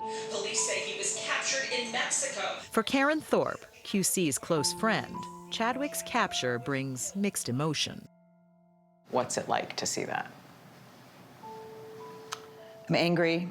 I'm repulsed. I want to make him know the pain that everybody else suffered. One of the things that we heard was that he was at a resort in Mexico. What do you think of that? Outrageous. Somebody who could do this to her and then live the high life is just a testament to his coldness and his depravity. And that coldness, investigators say, extended to Chadwick's willingness to abandon his 3 sons forever. Our investigation shows that Peter Chadwick never intended to return from Mexico. He had no intentions of coming back to Orange County to face trial or to raise the 3 sons that he had abandoned. Speaking of the boys, our hearts go out to them. We'd ask that everyone respect their privacy during this incredibly emotional time. We don't know how the Chadwick boys have reacted to their father's capture, but we do know that in recent months, Karen Thorpe told us, they've been doing well. Do you have a sense of how the boys are doing? They're really, really strong, really supported by QC's family. There's so much love around them and so much love for them. They've continued to flourish in spite of this tragedy. And that is a fitting tribute to a dedicated mom whose life was cut so short.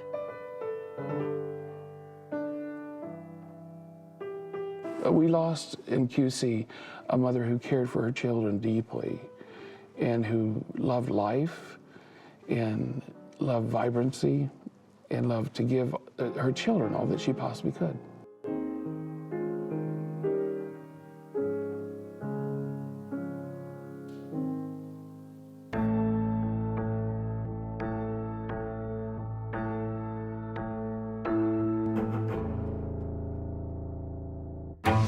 A young woman waiting for her wedding day. Her fiancé gunned down. Someone had a vendetta against Patrick. Did police uncover a plan for murder? This wasn't a random killing. It was an assassination. 48 Hours, Saturday on CBS.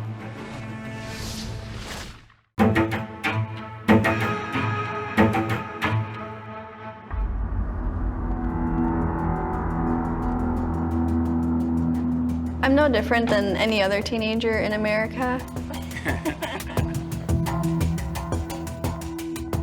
I love my family and my friends, my 2 dogs and my cat. I love writing, I love reading. Despite me trying to be a normal teenager, someone does want me dead.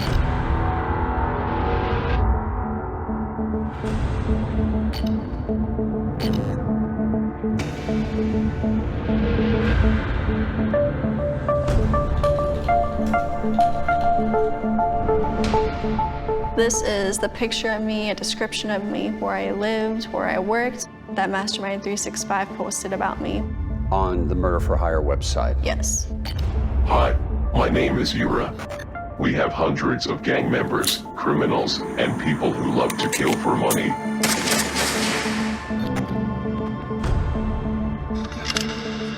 They are anonymous.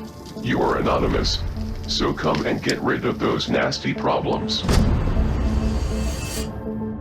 This is deadly serious. This is talking about the murder of a human being.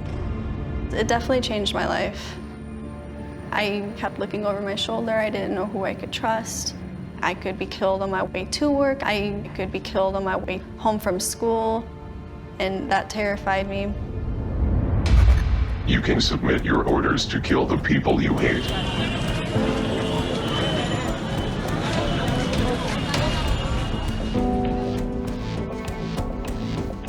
We've got some significant leads on who Yura might be. Do you think you're getting close? Yeah, absolutely. As a dark web intelligence analyst, my job is to uncover that which is hidden. Is there a chance, as I look up on your screen, that may be our guy? Everyone can be found. Yura can be found. So we are literally a car ride from where we're talking right now to where you believe Yura actually lives. Yes. We're gonna make a left at the next street. Go slower, go slower, go slower. Where's the house? It's this one right here. Yeah, it's this house right here. Where Yura might presently live. Man, my heart is racing. That's simple. I'm alive. Go. Are you Yura? Stop recording right now.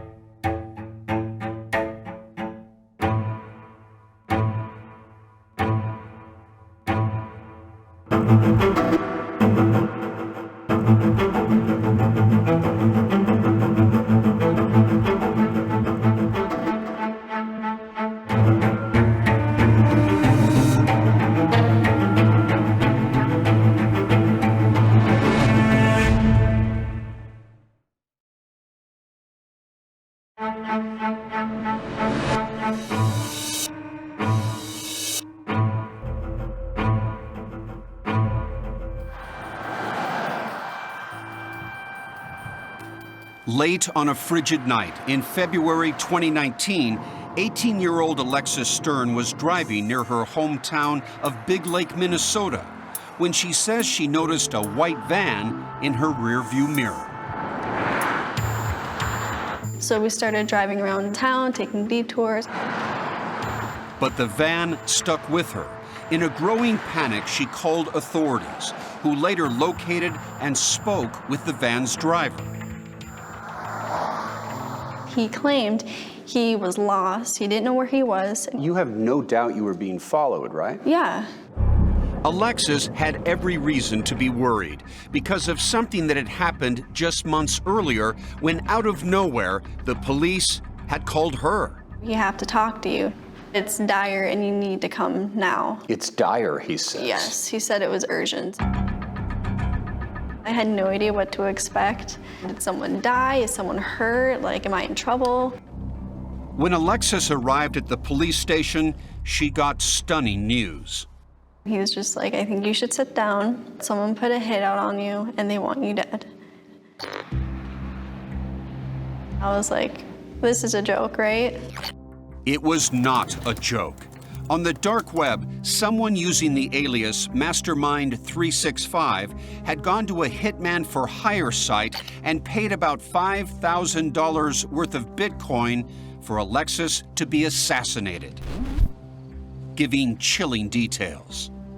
Where I lived, where I worked, a picture of me, a description of me, everything. FBI and Homeland Security agents soon got involved.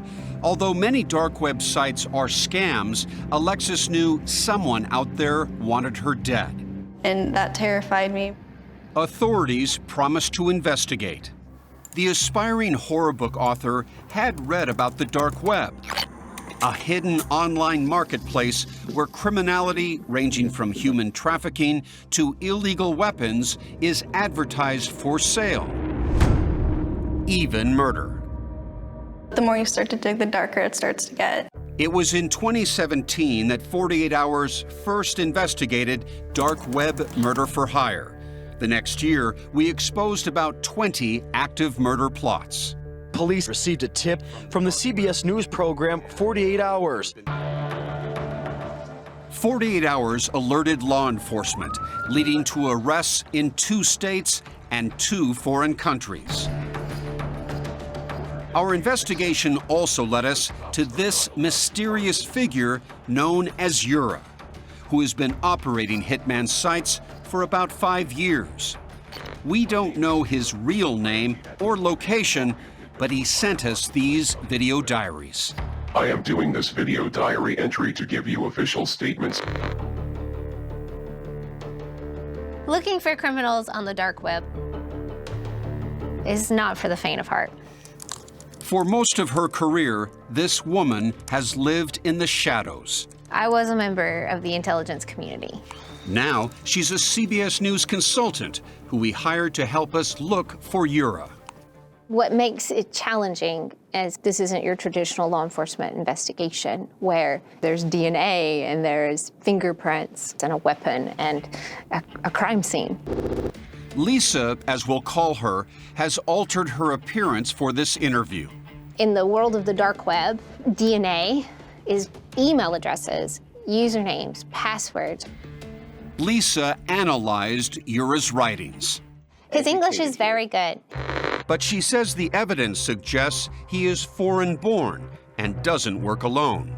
There's definitely some support. She says the murder-for-hire sites are all about making big money, and that she found millions of dollars of profits in an online account she believes is linked to Yura. Upwards of, I think, $5 million. Apparently, about $5,000 of those profits was allegedly paid to kill Alexis Stern. When her parents found out, they weren't taking any chances. You left Minnesota? Yes. We just started driving. It was scary. But who would want her dead? Alexis thought she knew. Back in 2016, she was a high school sophomore, struggling with her self-esteem. She was just 15 when a friend introduced her to an older man online. I ended up meeting a guy named Adrian. Adrian Fry. Yes, Adrian Fry. She was intrigued to learn that Adrian Fry lived in England. I was always partial to British accents, so I thought it was kind of a bonus. Adrian was 20. He said he was training to be an accountant and liked to stream video games online. His screen name, Rocket Wind. What is up, ladies and gentlemen? My name is Rocket Wind, and welcome to another Patch Notes. I wanted to have a boyfriend, and it was the perfect opportunity. In August of 2016, Fry flew to Minnesota and got a hotel room near her house. This is Adrian right here. Yes. Do your parents have any idea this is going on? No, they had no idea. The two began a relationship. Alexis had just turned 16.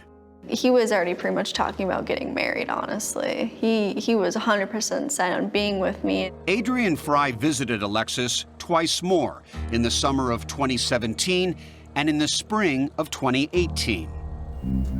She says her feelings were changing. He really started trying to control my normal everyday life. They had considered themselves a couple for about 2 years when Alexis told Adrian it was over. He freaked out. He did not like that at all. There was a lot of pleading, a lot of begging. A few months later, when she told him she had a new boyfriend, she says he became angry. Pretty much saying, you deserve everything horrible that happens to you. Do you sense that he's basically sending you a message? 100%. And what is that message? That it's not going to end that great for me.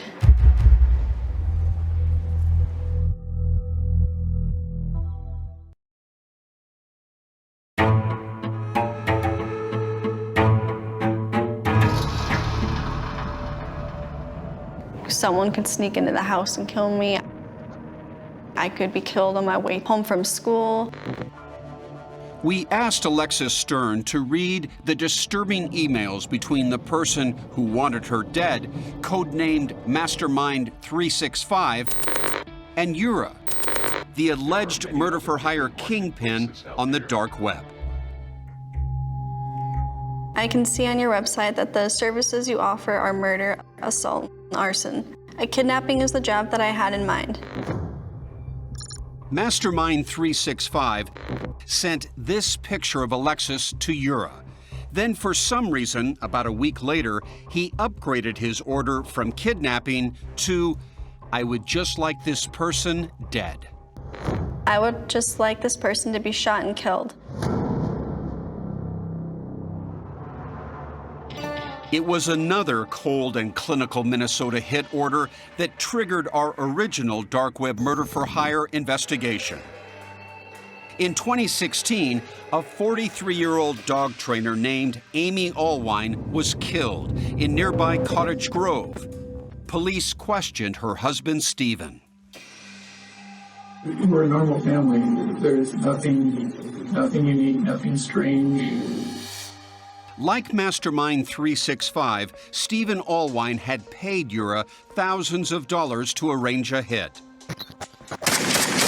When it didn't happen, Allwine took matters into his own hands and shot his wife in the head. In 2018, he was convicted of murder. Do you have any doubt in your mind who put out the contract on your life? I have no doubt in my mind that it is Adrian Fry. Adrian Fry, her ex-boyfriend from England. When she saw the kill order dated July 15th, she says the timing suddenly made sense to her. What had happened the day before, July 14th? That is when I told Adrian that I was dating someone else. And it wasn't just the timing of the hit order. She says it was the language, too. It sounds very British. I would just like this person dead, but if there's any more information you would like, inbox me. I don't know anyone in America that uses the term inbox me. Adrian, on the other hand, often would say that. Alexis noticed Mastermind 365 sometimes referred to himself with a lowercase I. She says when Adrian wrote her, he did the same thing. She also saw that Mastermind 365 wrote thank you as one word. In Adrian's messages to her, he'd done that too.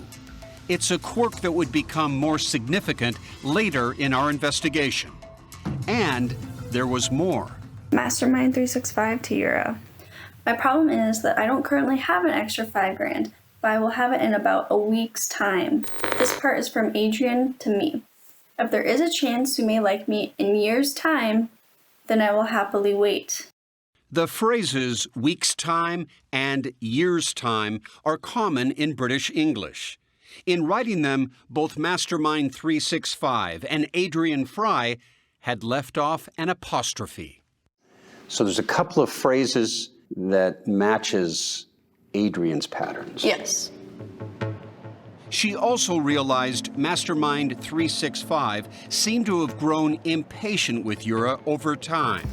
And that's when she saw one particular message that sent a shiver up her spine. Do you guys sell guns? I need a pistol with a silencer. He's asked Yura to help him get a gun with a silencer. Mm-hmm. What does that tell you? It sounds like he is willing to take matters into his own hands if it doesn't get done. Just like Stephen Allwine. And that's what worries our dark web expert, Lisa. She believes Yura's websites are a scam and that frustrated clients may be moved to violence. The fact that he's a scammer as opposed to an actual hitman for hire provider does not remove the fact that he is a threat or is a criminal. There are people out there who believe it is a real hitman website. Alexis Stern says after more than a year with little apparent progress on her case, she became frustrated and agreed to try her luck with us. I decided I might as well take a chance and see what 48 hours can help me with. Give me a second. She is determined to see justice catch up to the man she says ordered her murder and the person who promised to arrange it. Lisa, we have always thought in our investigation that Yura must live overseas. Are we right? No, Peter. Yura might live right here in New York City.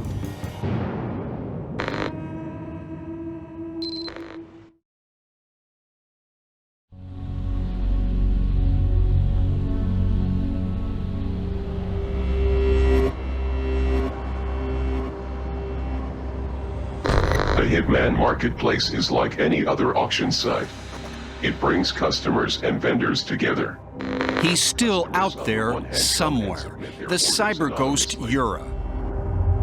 Still uncatchable in a hidden world. Still a confounding mystery. It's probably no surprise that our global manhunt for Yura began on a computer. So I've ventured into a very strange place. For the first time in my life, the dark web. In 2018, we wrote to him on his website asking for an interview. Much to our surprise, he agreed to sit down with us on camera in London. We were already there to interview a self-styled cybercrime researcher named Chris Montero, who'd been monitoring Yura and his hitman sites for more than 3 years. And sort of people attracted to the website are very, very nasty individuals. So we've flown from New York to London, rented this studio. You can see the lights behind me for the big interview. And we even brought in a master of disguise who's going to camouflage Yura's face. Now all we need is him.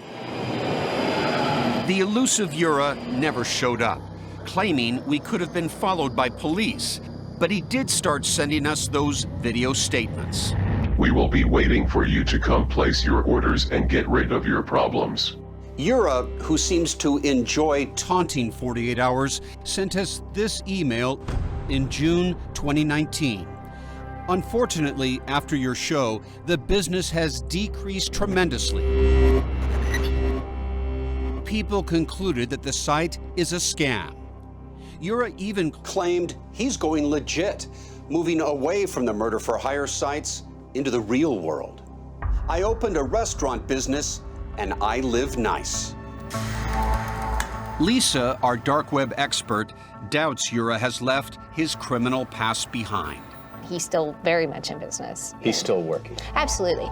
And as the cases of Amy Allwine and Alexis Stern show, even if Yura's hitman sites are scams, the customers paying him to have people killed are horrifyingly real.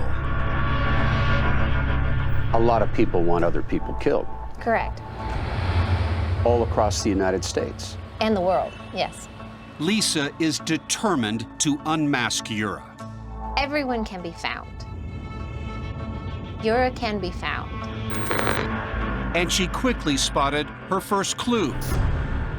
A massive trail of hacked digital data. Digging through that treasure trove, Lisa believes she's unearthed a few gold nuggets. Hi, this is Yura again. Including Yura's likely password from one of his early murder-for-hire sites. In this case, we've got this very unique password of Frunza22. Frunza 22. So this sounds like a lead. From a digital forensics perspective, this is a huge lead. Lisa immediately launched a worldwide search across the dark web and the regular internet for that password possibly linked to Yura.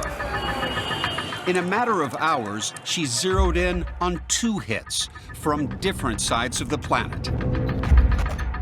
Just on the Google search, Frunza22 actually led us to Moldova, of all places. The Republic of Moldova, a former Soviet state in Eastern Europe. There's a village here called Frunza. It's also a common last name. Frunza22 gave us all this intelligence with which to work with and narrow down who Yura possibly could be.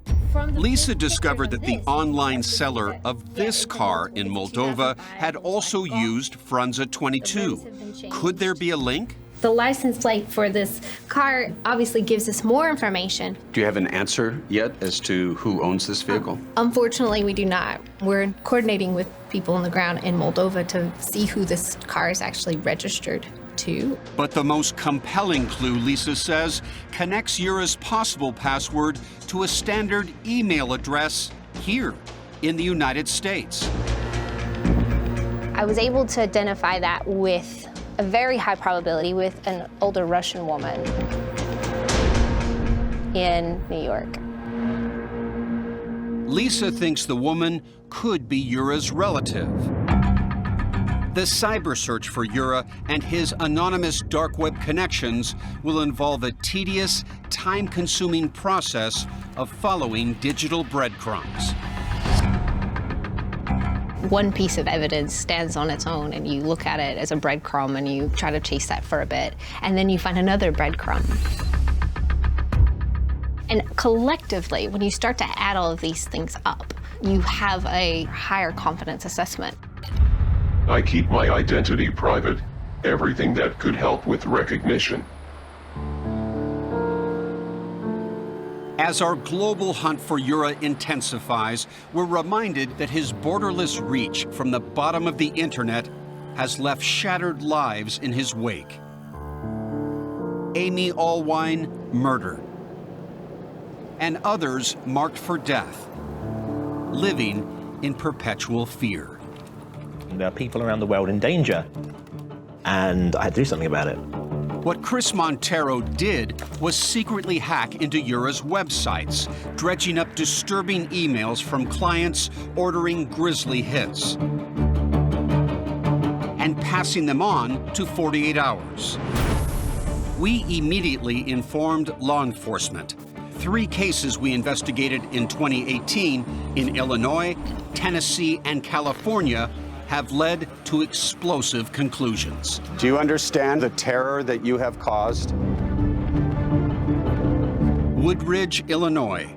Tina Jones, a registered nurse, got involved with a married colleague. When he ended the affair, she allegedly paid Yura about $12,000 to kill the man's wife. 18 CF 899, Tina Jones. Miss Jones, present and approaching the bench. This was a nurse, someone who saves lives. Truth really is stranger than fiction. Woodridge Police Sergeant Daniel Murray, acting on the 48 Hours tip, brought a chillingly calm Tina Jones in for questioning. The easier it'll go for everybody involved. So I'm just going to ask you right now, did you make any threat or did you try to have somebody do something on your behalf to Jeff's wife? No. Okay. You sure about that? Yeah. Pause. You buying it? No. Why not? She just doesn't come off as believable. I really don't know. Okay. Moments later, the truth. But you got to tell me now. I did. You did? Yeah. Tina Jones just pleaded guilty to attempted first-degree murder in August 2019, Tina Jones learned her fate. She will spend the next 10 years in prison. 418 Alpha Central. 48 Hours also tipped off Detective Michael Ulrey in Clarksville, Tennessee, who broke the news to then 22-year-old Sydney Minor. I got you. A single mom. Someone went on the dark web. There is a murder for hire website, and someone has paid to have you murdered. What? Sydney, who was pregnant with her second child, quickly identified the father of her unborn baby as a suspect, Brandon States. Sydney says he had pressured her to get an abortion. He's married. Didn't know it at the time. The only person in our mind was Brandon States. Because? Because it was his child, and she refused to get rid of the child. Brandon States eventually pleaded guilty to attempted premeditated murder. In March 2019, the Army specialist was sentenced by a military court to 15 years in Fort Leavenworth. By his final court hearing, Sidney had given birth to a little girl named Sailor. Brandon States asked to meet his daughter before going to prison. Sidney reluctantly agreed and handed the little girl to the man who had paid money to kill them both. Give me a sense of what was going through your mind at that moment. Fear. A lot of fear. She had to meet him in a courtroom with police officers and armed guards. I told him, I'll never forgive you for what you've done.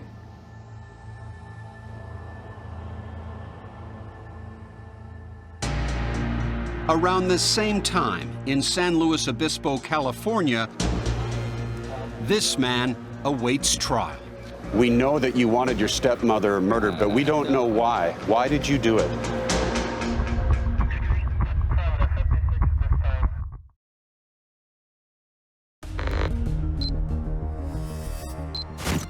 In late 2019, Bo Brigham, a one-time YouTube star, I never did it for the money. I did it because I had a lot of time on my hands. Is on trial for solicitation of murder after 48 hours tipped authorities to his case. In 2018, Brigham allegedly had paid Yura to arrange the assassination of his stepmother. During questioning by detectives, he seemed to acknowledge ordering the hit. I remember going on some stupid site, and I was in a rage just sending a bunch of stuff. I do not deny he went to the site. I absolutely deny that he had any intention whatsoever of hurting his stepmother. Defense attorney Ilan Funky Bilu says Brigham wasn't serious. Evidence shows Brigham paid less than $3 in Bitcoin toward the $5,000 hit. If there was true intent, it wouldn't stop at $2.95. After nearly 3 weeks of testimony, it takes the jury 7 hours to find Brigham guilty of solicitation of murder.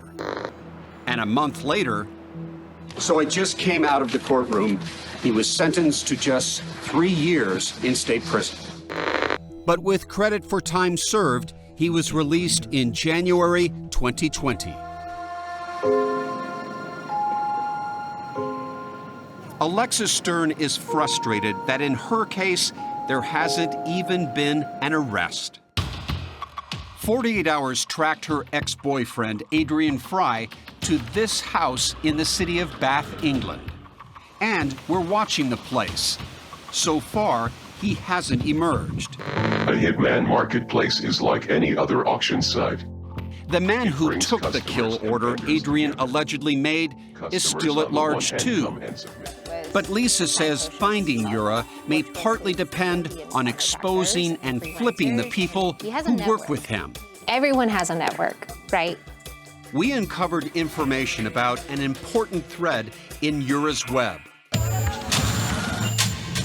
A thread stretching all the way to the sprawling city of Kolkata, India, and a computer contractor named Santosh Sharma.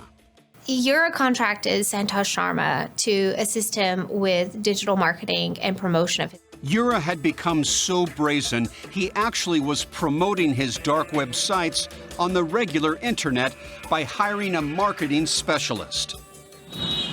Our producer in India, Arshad Zargar, spent weeks looking for Sharma. But we managed to track down both his addresses.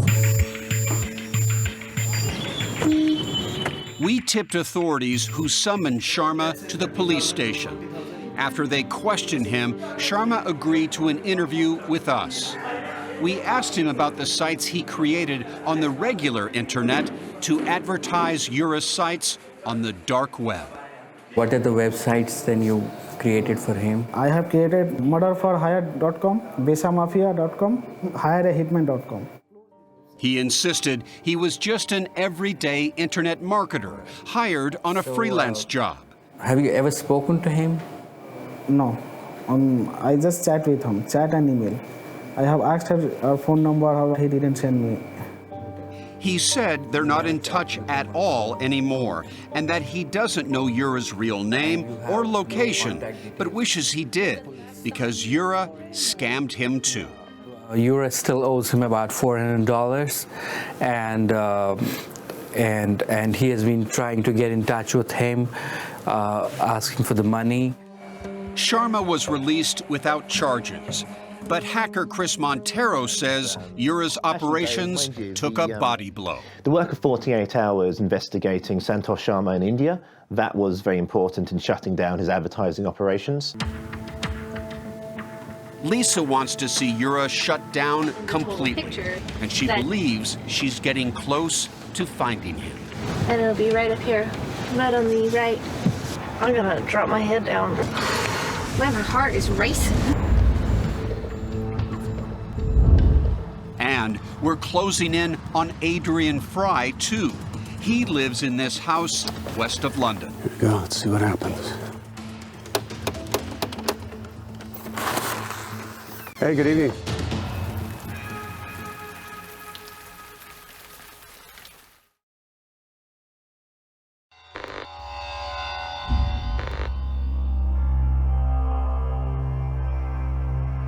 We staked out Adrian Fry's house in England. The young man Alexis believes ordered her murder and asked Yura about obtaining a gun. For days, it seemed like nobody was home.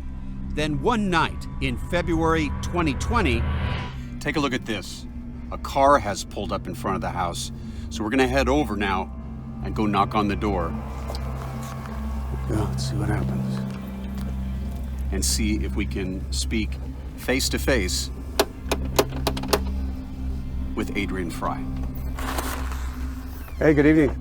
My name is Peter Van Sant. I was wondering if Adrian's here. Adrian's brother answered the door, saying Adrian was visiting friends. He gave us the name of a nearby town, and we went to check it out, but couldn't find him.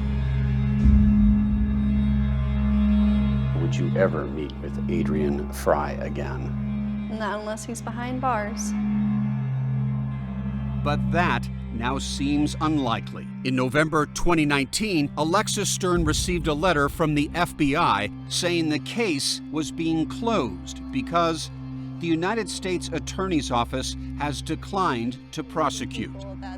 But authorities never explained why the case was dropped and refused to tell 48 Hours what, if anything, they had ever done to investigate Adrian Fry or Yura. To all law enforcement, just try and close our site if you can. In our own 2-year global search for Yura, we'd been stood up in the UK. What did he say? I don't think he's coming. Found Yura's marketing guru in India. I have created murderforhire.com, besamafia.com. But not Yura himself. And hit a dead end with that car ad in Moldova, where we had hired a local researcher to track down the owner. Lisa now believes it's just a coincidence that Frunze 22 appeared in the car ad. There's no direct correlation. In January 2020, we followed Lisa's lead to a woman in New York City who Lisa now believes is Yura's mother-in-law. We've just left Manhattan. Where are we heading? Queens. Maybe we'll find Yura. I hope so. It took 3 months of digging through digital clues for Lisa to uncover what she calls strong evidence against the man she now believes is Yura. It includes a link to that unusual password, Frunze 22. And 48 Hours discovered an email address that included gun and killer, connected to the man Lisa found in New York City. It was enough to make me pause when I saw that email address. Lisa believes the man had moved to the U.S. from overseas in the 1990s and now owns a large repair business, registered some kind of tech company, and most recently bought a restaurant. I have high confidence that this man is very likely Yura. What's that confidence level if you put it in a percentage? 75 to 80, which is in intelligence terms quite high. Lisa says there's no such thing as 100% certainty on the secretive dark web. That's why we decided not to name the man or show his face. And we're in a position where we can take a look down a sidewalk and see if he approaches. We spotted him on a public sidewalk. That's him. Go. Hey, how you doing? I'm Peter Van Sant with CBS News, and we have some questions we'd like to get answered if we may. That's him. Our investigation of murder for hire on the dark web has led us here, and I wanted to ask you, are you Yura? Who? Yura. I don't know who you're talking about. My name is. Yura is a person who has run various murder for hire sites on the dark web. What are you talking about? Can you explain yourself? I then asked him about Frunza 22, that potentially incriminating password. How do you explain that on the Besa Mafia website, the administrator uses a password, Frunza 22? Lisa says to pay special attention to the man's reaction after I mentioned the password. The minute you hit him with the evidence, that is the key piece of evidence in this case. The password. He immediately then shuts down and starts going, no, I don't want to be here. He then did something I've never seen before. Before we start anything, I want to make sure the whole world knows what's going on. He started streaming our conversation live on Facebook, where he began speaking more to his followers than to me. What's up, guys? Something is going on. I got some guys over here. This in itself is taking control of the communication. He wants his words and his voice to be heard and not yours. You can answer my question. There's no Yuras here. We also tried to ask the man about another striking similarity between him and Yura in the real world. Well, Yura wrote us and said that he'd recently taken his money and opened a new restaurant, which you've done that. And what restaurant are you talking about again? This restaurant, not far from where we met him. He opened the place in 2018. Just 6 months later, Yura wrote 48 Hours that he had done the same. Do you run these murder for hire websites? He's calling me some stupid names. Stop recording right now. As his anger grew, I'm gonna smack the out of your camera right now. I'm telling you. The man suddenly made us an offer. No cameras allowed. Do you have any idea who is Yura? I have no idea who's Yura is. You want to talk to me privately? Let's go to the office. Me and you sit down and we'll talk. Without this. I turned him down because the situation was starting to feel dangerous. Oh, hey, guys. And our conversation who you think you are? I'm just telling you, who you think you are? Was about to take a major hit. I'm a reporter, investigative reporter that's been following this for over a year. Hey, come on now, don't do that. That was just on video. That could be an assault. Don't do this. Well, you're assaulting me right now. I'm asking you a question. Yes, we need the police to be here. Yes, sir, you hit me. I just see my. I didn't hit you. Did you hit my camera? I hit your camera, and you did it with your own hands. We quickly left the scene. They chickened out, ran away. And the man, still angry, continued to stream live. Stupid website. Some freak created something, used my identity.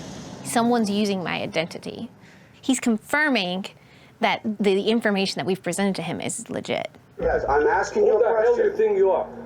Based on all of the evidence that has been accumulated, my confidence is still quite high.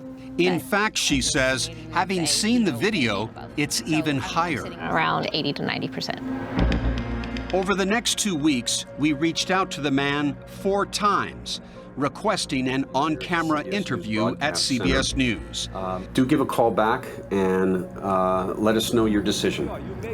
We were eager to hear any explanation for the apparent links between him and Yura. He apologized for his actions. Who you think you are? But never sat down on camera. Adrian, this is Peter Van Sant, correspondent Neither for 48 did Hours. Adrian Fry, though he did text us. Hi, Peter. I can assure you that I did not go onto the online web to hire a hitman or anyone to kill Alexis. But it was his last text, declining our interview request, that startled us. "Thank you for the opportunity," he wrote. We realized that just like Mastermind 365, Adrian had once again written "thank you" as one word.